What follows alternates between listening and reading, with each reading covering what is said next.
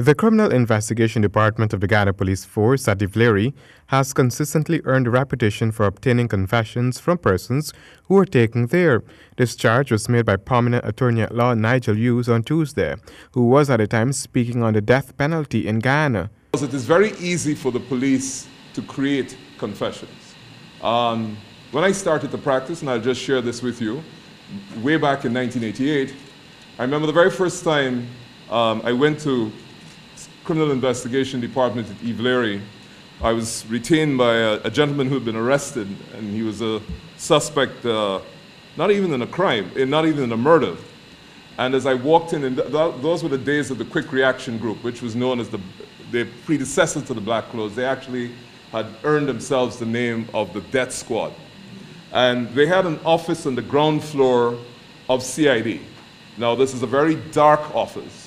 And when I entered the office, there was a gentleman strapped to a chair, middle-aged Indian gentleman, strapped to a chair. Both feet were strapped to the legs of the chair. His hands were tied behind him. His trousers were halfway down to his knees, and tied around his testicles was a rope tied to the door. Apart from the circumstances under which the confessions are obtained, Hughes said the forensic skills of the Ghana Police Force cannot withstand scrutiny. So, for example, blood.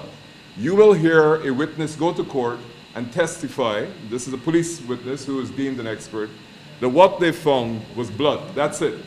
They can't tell you the type, and they certainly cannot conduct any DNA.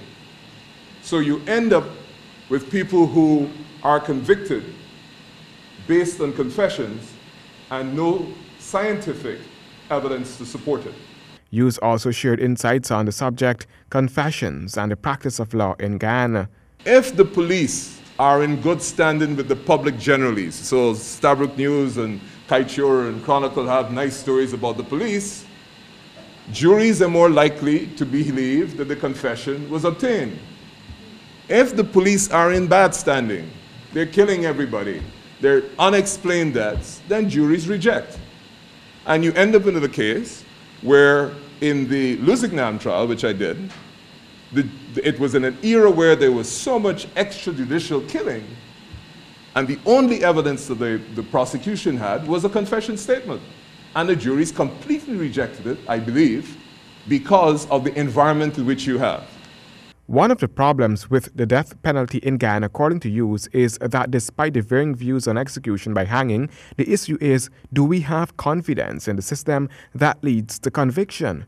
And one of the most significant features of convictions in Ghana that end up with people being sentenced to death is that 80 to 90% of them are based on confessions. That is the most frightening aspect, I can certainly tell you, from the position of a practitioner. Handel Duncan, HGP Nightly News.